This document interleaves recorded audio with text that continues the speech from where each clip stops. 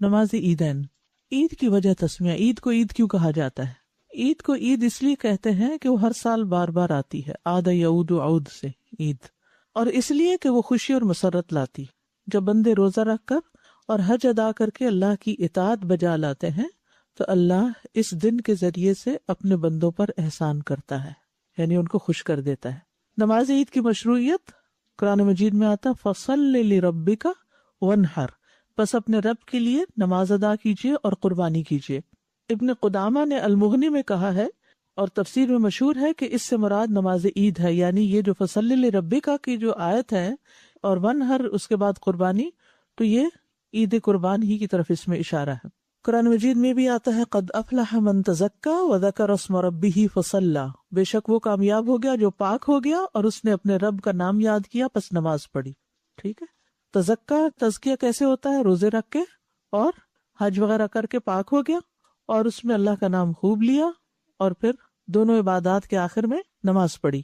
اللہ نے اپنے اس فرمان فصل لربک وانحر میں نماز کو قربانی سے پہلے بیان کیا ہے، اور اسی طرح اس فرمان قد افلح من تزکا میں طہارت کو نماز سے پہلے بیان کیا ہے۔ تو سنت یہ ہوئی کہ عید الفطر میں صدقہ نماز سے پہلے نکالنا چاہیے، یعنی صدقہ فطر، اور عید النحر میں جانوروں کی قربانی جو صدقہ ہے وہ بعد میں کرنی چاہیے۔ نماز عید فرض عین ہے۔ شیخ ابن عثیمین کہتے ہیں میں سمجھتا ہوں کہ نماز عید فرض عین ہے اور مردوں کے لیے اسے ترک کرنا جائز نہیں، بلکہ ان پر عید کی نماز کے لیے حاضر ہونا لازم ہے، کیونکہ نبی صلی اللہ علیہ وسلم نے اس کا حکم دیا ہے، بلکہ بالغ اور پردہ نشین عورتوں کو بھی عید کی نماز کے لیے نکلنے کا حکم دیا گیا ہے۔ حائضہ عورتوں کو بھی حکم دیا کہ نماز کے لیے نکلیں لیکن عیدگاہ سے الگ رہیں، یعنی مصلی پہ نہ آئیں، الگ بیٹھیں اور دعا میں شریک ہو جائیں۔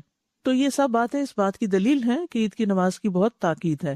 اور جہاں تک خواتین کے لیے حکم ہے تو صحیح مسلم کی روایت ہے، ام عطیہ کہتی ہیں کہ رسول اللہ صلی اللہ علیہ وسلم نے ہمیں حکم دیا کہ ہم عید الفطر اور عید الاضحیٰ کے لیے پردہ نشین جوان عورتوں اور حائضہ عورتوں کو بھی نکالیں، لیکن حائضہ نماز سے علیحدہ رہیں اور بھلائی اور مسلمانوں کی دعا میں حاضر ہوں، صدقہ خیرات کریں اور دعا کریں، سب سے میل ملاقات کریں۔ میں نے کہا یا رسول اللہ، ہم میں سے جس کے پاس جلباب نہ ہو تو؟ آپ نے فرمایا اس کی بہن کو چاہیے کہ اس کو اپنا جلباب پہنا دے، یا آپ دیکھیے عربی عبارت میں صحیح مسلم میں جلباب کا لفظ آتا ہے۔ ٹھیک ہے، تو اس لیے بعض لوگ کہتے ہیں کہ صرف سکارف پہن لینا ہی کافی ہے اور جلباب کی ضرورت نہیں ہے، گھر کے کپڑوں کو ہی وہ لمبا کر کے، تو جو اسکن کے ساتھ کپڑے لگے ہوئے وہ جلباب نہیں ہوتے، جلباب اوپر کی چادر کو کہتے ہیں۔ تو وہ چادر کھلی ہو یا اس چادر کو آپ کسی بھی طرح سی لیں، جیسے جلباب کے گاؤن وغیرہ جس طرح آپ سیتے ہیں، اور خصوصاً اگر آپ نے زینت والا لباس پہنا ہوا ہے جیسے عید پہ پہنتے ہیں تو پھر تو اور بھی ضروری ہو جاتا ہے۔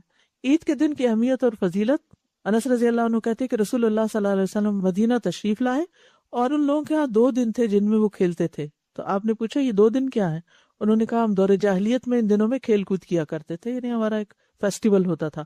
تو رسول اللہ صلی اللہ علیہ وسلم نے فرمایا بے شک اللہ نے تمہیں ان کے بدلے ان سے بہتر دن دیے ہیں، اضحیٰ قربانی کا دن اور فطر کا دن یعنی عید الفطر، اور یہ اللہ کے نزدیک افضل ایام میں سے ہیں، اور ان میں اللہ کی بڑائی بیان کرنے کا حکم ہے۔ وَلِتُكْمِلُوا الْعِدَّةَ وَلِتُكَبِّرُوا اللَّهَ عَلَى مَا هَدَاكُمْ۔ آپ صلی اللہ علیہ وسلم جب عید فطر کے دن اپنے گھر سے نکلتے تو تکبیر کہتے یہاں تک کہ نماز کی جگہ پر پہنچ جاتے۔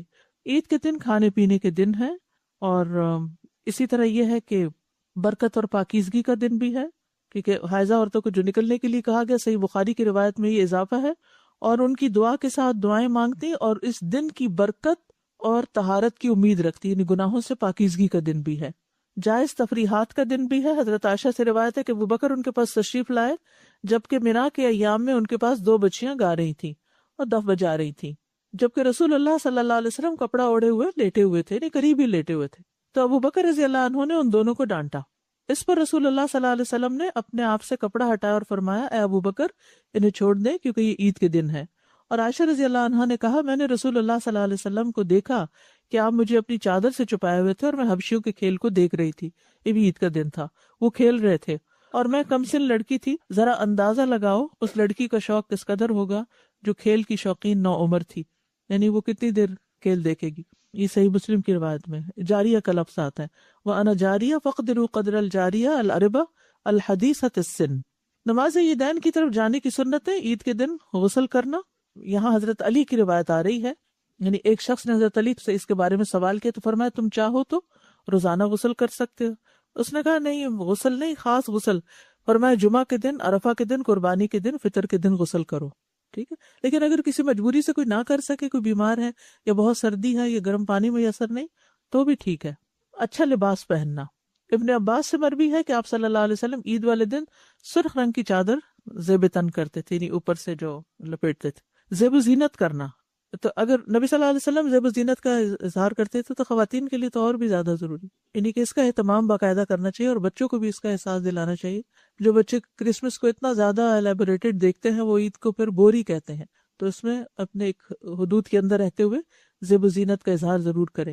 امام مالک کہتے ہیں میں نے اہل علم سے سنا کہ وہ ہر عید کے موقع پر خوشبو اور زینت کو پسند کرتے تھے. عید الفطر کے دن کچھ کھا کے عیدگاہ کی طرف جانا چاہیے. نبی صلی اللہ علیہ وسلم چند کھجوریں کھا لیتے تھے نماز سے پہلے، اور حضرت انس سے بھی ایک یہی روایت ملتی ہے کہ جس میں کھجوریں کھانے کا ذکر ہے. عطا سے مروی انہوں نے ابن عباس کو یہ فرماتے ہوئے سنا کہ عید الفطر کے دن اگر ممکن ہو تو صبح نکلنے سے پہلے کچھ کھا پی کر نکلو، تو ایسا ہی کیا کرو. وہ کہتے ہیں کہ جب سے میں نے یہ بات ان کی سنی ہے اس وقت سے میں صبح نکلنے سے پہلے کچھ کھانے پینے کا عمل میں نے چھوڑا نہیں. ہاں روٹی کا ایک ٹکڑا کھاؤں یا دودھ پی لوں یا پانی پی لوں، یعنی کھجوریں بھی لازم نہیں ہے، کیونکہ ہم جب ایسی کوئی چیز پڑھ لیتے ہیں تو پھر اتنے ریجڈ ہو جاتے ہیں کہ کہتے ہیں یعنی کھجور ہی ضروری ہے. کھجور کنوینئنٹ ضرور ہے لیکن ضروری نہیں ہے. جو بھی میسر کھا سکتے ہیں، شیر خورما یا خورم شیرہ کھا لیں، یا اور بھی اس طرح کی جو چیزیں اپنے کلچرل ہیں وہ بھی اگر آپ بناتے ہیں تو وہ بھی کھا سکتے ہیں. عید الاضحیٰ کے دن نماز سے پہلے کچھ نہ کھانا.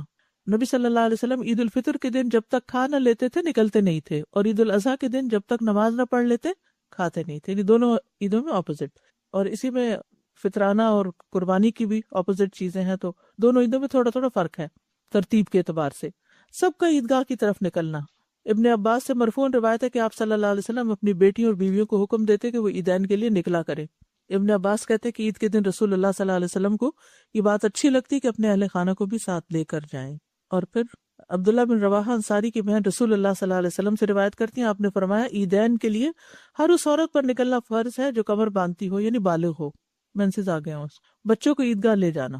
ابن عباس سے روایت انہوں نے فرمایا میں یوم فطر یا اضحیٰ کے موقع پر نبی صلی اللہ علیہ وسلم کی ہمراہ نکلا تو آپ نے نماز پڑھائی، پھر خطبہ دیا، پھر آپ عورتوں کے پاس آئے، انہیں واعظ اور نصیحت فرمائی، انہیں صدقہ و خیرات کا حکم دیا. یعنی اس دن یعنی فطرانہ دینے کے علاوہ بھی انسان کو ایکسٹرا کچھ نہ کچھ صدقہ کرنا چاہیے. یہاں عموماً مسجدوں میں نمازیں ہوتی ہیں اور مسجدوں میں لوگ وہاں تو فنڈ ریزنگ وغیرہ بھی ہو رہی ہوتی ہے. بہرحال عیدگاہ کی طرف پیدل جانا. رسول اللہ صلی اللہ علیہ وسلم عید کے لیے پیدل تشریف لے جاتے اور پیدل واپس آتے، تو آپ پارکنگ دور کریں گے تو انشاءاللہ اس سنت پر بھی عمل ہو جائے گا. حضرت علی سے روایت انہوں نے فرمایا عید کے لیے چل کر جانا سنت ہے. گھر سے نکلتے وقت تکبیرات پڑھنا. نماز کی جگہ تک پڑھتے آپ صلی اللہ علیہ وسلم، جب نماز پوری کر لیتے تو تکبیرات بند کر دیتے تھے. عبداللہ بن عمر سے مروی کہ رسول اللہ صلی اللہ علیہ وسلم دونوں عیدوں میں فضل بن عباس، عبداللہ، عباس، علی، جعفر، حسن، حسین، اسامہ بن زید، زید بن حارثہ، ام ایمن، ایمن بن ام ایمن کے ساتھ نکلتے. آپ صلی اللہ علیہ وسلم تحلیل اور تکبیر کے ساتھ اپنی آواز بلند کرتے. وہ جنازے میں نہیں، لیکن یہاں پر آپ دیکھیں کہ سارے نکل رہے ہیں اکٹھے. یہ آپ کے اہل خانہ ہیں، یہ سب آپ کے رشتہ دار ہیں، فیملی ممبرز ہیں، تو یہ سب مل کر بلند آواز سے پھر تکبیر پڑھتے تھے. یہاں خوشی کا اظہار ہو رہا ہے. ٹھیک ہے. عمر بن رضی اللہ عنہ منا میں اپنے خیمے کے اندر تکبیر کہتے تو مسجد میں لوگ اسے سنتے، اور تکبیر کہتے اور بازار والے بھی تکبیر کہتے، یہاں تک کہ سارا منا تکبیر سے گونج اٹھتا.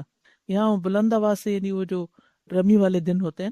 ابن عمر منا کے ان دنوں میں نمازوں کے بعد اپنے بستر پر، اپنے خیمے میں، اپنی مجلسوں میں، اپنے راستے میں اور دن کے تمام حصوں میں تکبیر کہتے. میمونہ رضی اللہ عنہا یوم النحر 10 ذوالحجہ میں تکبیر کہتی تھیں. عورتیں ایام تشریق میں ابان بن عثمان اور عمر بن عبدالعزیز کے پیچھے مسجد میں مردوں کے ساتھ تکبیر کہا کرتی تھی. یعنی تکبیرات پڑھنا عورتوں مردوں سب کے لیے ہے. ٹھیک ہے. اور صدقہ فطر کو فرض قرار دیا گیا ہے کیونکہ یہ روزہ دار کے لیے لغو اور بیہودہ بات، اقوال اور افعال جو بھی رمضان میں ہو جائیں ان کی پاکیزگی کا ذریعہ، اور مسکینوں کے لیے کھانا ہے. اور یہ نماز سے پہلے ادا کرنا ضروری ہے، بعد میں ادا کرنا عام صدقے کی طرح ہے. عید الاضحیٰ میں نماز سے پہلے قربانی نہیں کرنی چاہیے. اگر کسی نے کر لی ہو تو اسے دوبارہ کرنی ہوگی، ورنہ وہ قربانی جو ہے وہ ادا نہیں ہوئی. ٹھیک ہے. کیونکہ ایک شخص نے ایسا کر لیا، آنے سے پہلے بکری ذبح کی اور ناشتہ وغیرہ بھی کر لیا، تو آپ نے فرمایا تمہاری بکری تو صرف گوشت کی بکری ٹھہری، یعنی قربانی کی نہیں. انہوں نے عرض کیا اللہ کے رسول ہمارے پاس بھیڑ کا 1 سالہ بچہ ہے جو 2 بکریوں سے زیادہ عزیز ہے، کیا میرے لیے کافی ہوگا؟ آپ نے فرمایا ہاں، لیکن تمہارے علاوہ بعد میں کسی کو کافی نہ ہوگا، کیونکہ بیچارہ پہلے ایک کر چکا تھا تو آپ نے اس کو پھر آسانی کر دی اس کے لیے. نماز عیدین کھلے میدان میں پڑھنا. یعنی یہ افضل ہے. اور پھر پہلے عید کی نماز ہوگی پھر خطبہ ہوگا. ٹھیک ہے. اور صحابہ کا بھی یہی طریقہ رہا ہے. عید کی نماز کے لیے نہ اذان ہے نہ اقامت ہے، یہ یاد رکھنے کی بات ہے. آپ کے دور میں بھی کوئی اذان اقامت نہیں کی جاتی تھی، ڈائریکٹ نماز شروع تھی. اسی لیے آپ دیکھیں کہ ایک دم اللہ اکبر کی آواز آتی ہے اور پھر تکبیرات بار بار جو کرتے ہیں. امام کے سترے کا خیال کرنا ضروری ہے، کیونکہ آپ صلی اللہ علیہ وسلم کھلے میدان میں نماز پڑھتے تھے تو سترہ رکھتے تھے. اور عید کی نماز جو ہے صرف 2 رکعت ہے. پہلی رکعت میں قرات سے پہلے 7 اور دوسری میں 5 تکبیرات.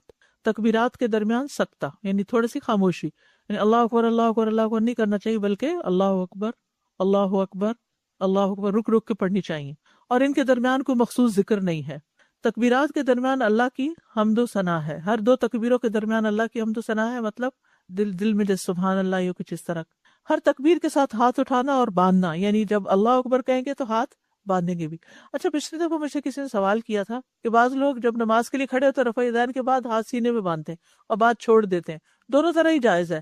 جو سینے میں باندھتے ہیں اس میں تحقیق کی ہے میں نے، تو وہ سینے پہ جو باندھتے ہیں اس میں یہ ہے کہ وہ اس بات کو دلیل کے طور پہ لیتے ہیں کہ حتیٰ یعنی ہر عضو اپنی اصل جگہ پر آ جائے. تو نیچے جانے سے پہلے ہاتھ سینے پر تھے تو اٹھ کر بھی اپنی جگہ آ جائے سے مراد وہ کیا لیتے ہیں کہ پھر سینے پر ہی آ جائیں، اور بعض اس کو سیدھا ہی چھوڑ دیتے ہیں اور وہ سیدھا رکھ کر اپنی جگہ پر سمجھتے ہیں کہ آ گئی. تکبیرات کے ساتھ رفع یدین کرنا ہوگا، اور پھر نماز کی طرح دائیں ہاتھ بائیں ہاتھ کے اوپر سینے پر. تکبیرات کی گنتی میں شک ہونے پر کم کو بنیاد بنانا، یعنی بحث کا تو کئی ساری ہوتی ہے نا تو بھول بھی جاتی ہیں. تو امام کو اگر شک ہو 5 پڑھی ہیں کہ 4 پڑھی ہیں تو اس میں 4 کو یقینی بنا کے ایک اور پڑھ لی جائے. عید کی نماز میں قرات نبی صلی اللہ علیہ وسلم سبح اسم ربک الاعلی اور اللہ تعالیٰ کا حدیث الغاشیہ پڑھتے. بعض اوقات عید اور جمعہ اکٹھا ہو جاتا تو بھی اس میں آپ یہی صورتیں پڑھا کرتے تھے. اسی طرح 2 اور صورتیں اقتربت الساعہ اور قاف والقرآن المجید بھی ملتی ہے کہ آپ پڑھا کرتے تھے. عید سے پہلے اور بعد میں کوئی نماز نہیں. اس دن آپ اشراق اور چاشت وغیرہ نہیں پڑھیں گے، صرف عید کی نماز ہی کافی. عید منائیں. نماز کے بعد خطبہ ہوگا. خطبہ نہ سننے کی رخصت ہے. یہ بات یہاں بتانی اس لیے ضروری ہے کہ بعض لوگ جب اٹھ جاتے ہیں نا تو جو بیٹھے ہوتے سنتے ہو کہتے ہیں کتنے خراب لوگ ہیں، یہ خطبہ بھی نہیں سنا اور نکل گئے ہیں. تو یہ نہیں سوچنا چاہیے کسی کے بارے میں، کیونکہ خطبہ سننا فرض نہیں. عبداللہ بن صاحب رضی اللہ عنہ سے روایت ہے، انہوں نے فرمایا میں رسول اللہ صلی اللہ علیہ وسلم کی ہمراہ نماز عید میں شریک ہوا. آپ نے ہمیں عید کی نماز پڑھائی، پھر فرمایا ہم نے نماز پڑھ لی ہے. اب جو شخص خطبہ سننے کے لیے بیٹھنا چاہے بیٹھ جائے، جو جانا چاہے وہ چلا جائے. رخصت ہے، سہولت ہے.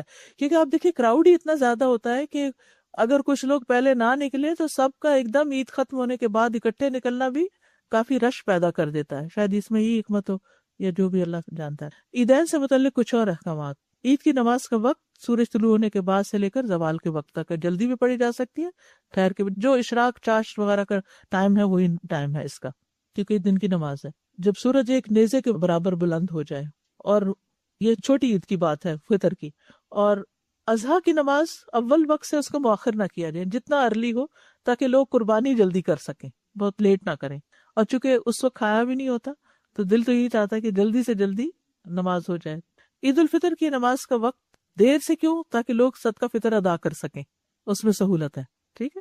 عیدگاہ میں صدقہ کرنا، نبی صلی اللہ علیہ وسلم اس کی ترغیب دیتے تو خواتین اپنے زیورات وغیرہ صدقہ کرتی تھی. اور پھر عید کی مبارک دینا.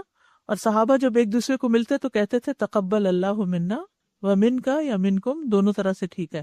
واپسی پر کسی اور راستے سے آنا، یعنی جانا ایک راستے سے، واپس دوسرے راستے پہ آنا. عید کے بعد گھر آ کر 2 رکعت پڑھنا. عید کی نماز سے پہلے کوئی نماز نہیں پڑھتے تھے، اپنے گھر واپس آتے تو 2 رکعت نماز پڑھ لیتے تھے. ٹھیک ہے. عیدگاہ میں کوئی ایسی نماز نہیں، نہ پہلے نہ بعد میں. جمعہ اور عید کا دن اکٹھا ہونے پر، یعنی دونوں دن اگر اکٹھے ہو جائے تو اس دن جمعہ اگر نہ کوئی پڑھنا چاہے تو نہیں بھی پڑھ سکتا. عید کے دن روزہ نہیں رکھا جاتا. یہاں آنے کے بعد قربانی جو ہے وہ پاکستان میں کی. اب ضلعوں کے جو عید کا آگے پیچھے ہو جاتا ہے تو یہی نہیں اندازہ ہوتا کہ قربانی ہماری ہوئی یا نہیں ہوئی. ایسے یہاں بھی جو قربانی کرتے ہیں تو پیسے دے دیے، جیسے گوشت لاتے ہیں خرید کے. ایسا فکر نہ کریں، وہاں ایک دن بعد ہی ہوتی ہے عید. یعنی یہاں کے لوگ زیادہ سعودی عرب کو فالو کر رہے ہوتے ہیں، یا یہ کہ ویسے بھی تھوڑا اکثر. اور اگر آپ کو یہ ہو تو پھر تاکید کیجئے کہ آسائی نہیں ملتا یا کچھ مجبوریاں ہوتی ہیں لوگوں کو بھی ہوتی ہے. پھر بہتر تو یہی ہے کہ اپنے علاقے میں قربانی. یہاں بھی تو 2 دن کے بعد گوشت ملتا ہے، یہاں کون سا فوراً میں. نہیں تو کوئی بات نہیں، 2 دن بعد کھا لیں.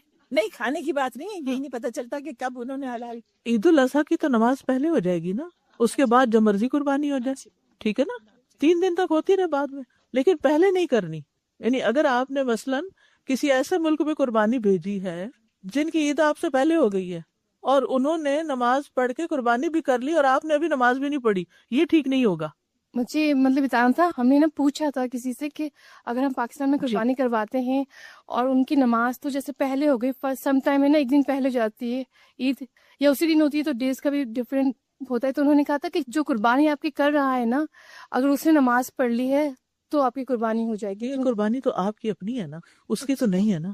اسی لیے افضل یہی ہے کہ جہاں رہتے ہیں وہیں قربانی ہونی چاہیے. یہ ابھی ریسنٹلی بہت زیادہ یہ ٹرینڈ ہو گیا ہے کہ قربانی ایک جگہ سے دوسری جگہ بھیجی جاتی ہے، اور اس سے پھر نقصان ایک یہ ہوا ہے کہ جو اپنے بچے ہیں ان کو پتہ ہی نہیں کہ نہ چھٹی ہوتی اسکول سے اور نہ قربانی ہو رہی ہوتی ہے. اور وہ تو اس دور کی بات ہوئی، لیکن یہ کہ اللہ کے رسول صلی اللہ علیہ وسلم کی ہر بات میں ایک حکمت ہے. ٹھیک ہے نا، آپ نے اوور آل جتنا بھی کورس کیا اس میں زیادہ تر تو سہولتیں ہی دیکھی ہیں، وسعتیں دیکھی ہیں، سہولتیں دیکھی ہیں. ہم نے مشکل کر دی ہے لوگوں کے اپنی ریجیڈیٹی کی وجہ سے. فرض عین نہیں ہے عورتوں کے لیے، لیکن یہ ہے کہ مستحب ہے، اور یعنی کہ بہت انکریج کیا گیا ہے. جماعت کے ساتھ ہی ہوتی ہے، اکیلے وہ تو نفل ہی ہوں گے.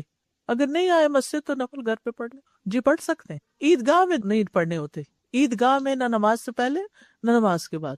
عید کی نماز نہیں ہوگی، ویسے ہی 2 نفل ہوں گے، وہ تکبیرات کے ساتھ نہیں ہوگی، وہ سمپل نفل ہی ہوں گے. نہیں، گھر میں تو نماز نہیں ہوتی. ابھی ہم نے کیا پڑھا کہ نبی صلی اللہ علیہ وسلم کھلے مسجد میں بھی نہیں، میدان میں.